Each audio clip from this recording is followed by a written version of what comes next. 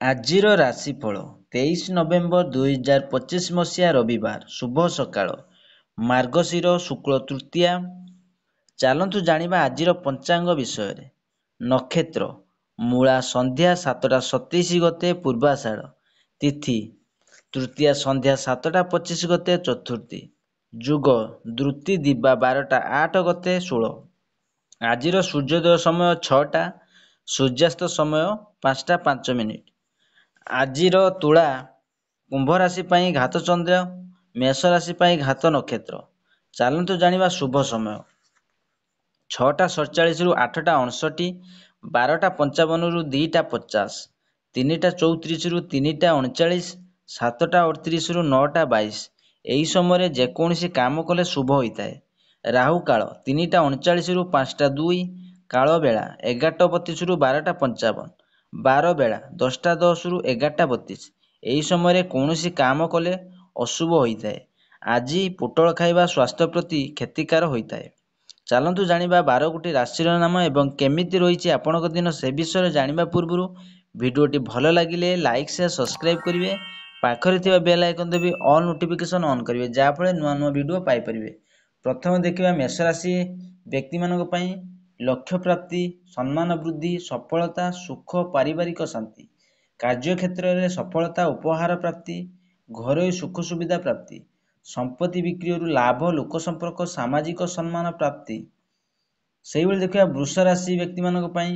ଦୌର୍ବଲ୍ୟ, ଅପ୍ରତ୍ୟାଶିତ ବ୍ୟୟ, ଅର୍ଥହାନି ଜନିତ ଭୟ, ମାନସିକ ଅଶାନ୍ତି, ଶୟନରେ ଅସୁବିଧା, କାର୍ଯ୍ୟକ୍ଷେତ୍ରରେ ସମସ୍ୟା, ଆଳସ୍ୟ, ସମ୍ମାନ ହାନି। ସେହିଭଳି ଦେଖିବା ମିଥୁନ ରାଶିମାନଙ୍କ ପାଇଁ। ଶତ୍ରୁ ବୃଦ୍ଧି, ଅର୍ଥହାନି, ଭୟ, ସ୍ୱାସ୍ଥ୍ୟର ଅବନତି, କଳହ, ଚିନ୍ତା, କାର୍ଯ୍ୟକ୍ଷେତ୍ର ସମସ୍ୟା, ଆର୍ଥିକ ସମସ୍ୟା। ସେହିଭଳି ଦେଖିବା କର୍କଟ ରାଶି ବ୍ୟକ୍ତିମାନଙ୍କ ପାଇଁ। ଅର୍ଥ ଲାଭ, ସୁଖାଦ୍ୟ, ସୁବସ୍ତ୍ର ପ୍ରାପ୍ତି, ଯାନବାହନ ପ୍ରାପ୍ତି, ଆନନ୍ଦଦାୟକ ଭ୍ରମଣ, ବିଘ୍ନ ନାଶ ଓ ସର୍ବକ୍ଷେତ୍ରରେ ସଫଳତା। ସେହିଭଳି ଦେଖିବା ସିଂହ ରାଶି ବ୍ୟକ୍ତିମାନଙ୍କ ପାଇଁ। ଅର୍ଥ ଲାଭ, ଶତ୍ରୁ ଉପରେ ବିଜୟ, ଉତ୍ତମ ସ୍ୱାସ୍ଥ୍ୟ, ପାରିବାରିକ ଶାନ୍ତି, ସୁସଙ୍ଗ ପ୍ରାପ୍ତି, ମାନସିକ ଶାନ୍ତି। ସେହିଭଳି ଦେଖିବା କନ୍ୟା ରାଶି ବ୍ୟକ୍ତିମାନଙ୍କ ପାଇଁ। ସ୍ୱାସ୍ଥ୍ୟ ହାନି, ଦୁଃଖ, ସର୍ବକ୍ଷେତ୍ରରେ ବିଘ୍ନ, ପାଚନ ଜନିତ ରୋଗ, ଅନାବଶ୍ୟକ ଭ୍ରମଣ, ଅର୍ଥହାନି, ସମ୍ମାନ ହାନି, ଦାରିଦ୍ର୍ୟ, ପ୍ରେମର ଅସଫଳତାର ସମ୍ଭାବନା। ସେହିଭଳି ଦେଖିବା ତୁଳା ରାଶି ବ୍ୟକ୍ତିମାନଙ୍କ ପାଇଁ। ଭୟ, ଚିନ୍ତା, ଅର୍ଥହାନି, ପାରିବାରିକ ଅଶାନ୍ତି, ରୋଗ, ସନ୍ଦେହ, କଳହ ଓ ମତଭେଦରୁ ଦୂରେଇ ରହିବାକୁ ଚେଷ୍ଟା କରନ୍ତୁ। ସେହିଭଳି ଦେଖିବା ବିଛା ରାଶି ବ୍ୟକ୍ତିମାନଙ୍କ ପାଇଁ। ସଫଳତା ପ୍ରାପ୍ତି, ଅର୍ଥ ଲାଭ, ବନ୍ଧୁତା ସ୍ଥାପନ, ଶତ୍ରୁ ଉପରେ ବିଜୟ, ବନ୍ଧୁଙ୍କ ଠାରୁ ଧନ ପ୍ରାପ୍ତି। ଏହି ଦିନ ଶିକ୍ଷା, ପରୀକ୍ଷା ଓ ଭ୍ରମଣ ପାଇଁ ଶୁଭ ଅଟେ। ସେହିଭଳି ଦେଖିବା ଧନୁରାଶି ବ୍ୟକ୍ତିମାନଙ୍କ ପାଇଁ। ଅର୍ଥହାନି, ବିଘ୍ନ, କଳହ, ସମ୍ମାନ ନଷ୍ଟ, ଅନାବଶ୍ୟକ ବ୍ୟୟ, ଡିପ୍ରେସନ। ସେହିଭଳି ଦେଖିବା ମକର ରାଶି ବ୍ୟକ୍ତିମାନଙ୍କ ପାଇଁ।